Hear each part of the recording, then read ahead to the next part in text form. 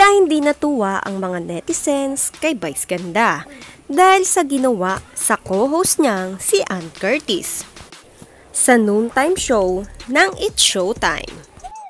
Pinasabi ni Vice kay Ann ang nice ganda na kung saan sinabi ito ni Vice Ganda sa kanyang commercial na McDo.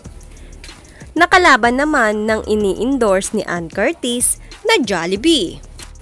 Sa pagsabi ni Ann noon, kitang-kita sa kanyang muka ang inis kay Vice at takot na baka mawalan siya ng endorsement at kontrata sa Jollibee.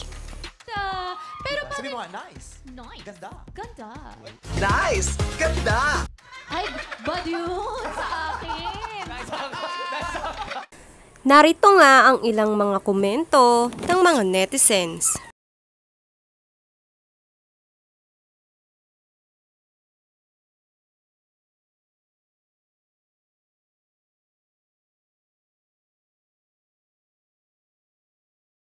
Two.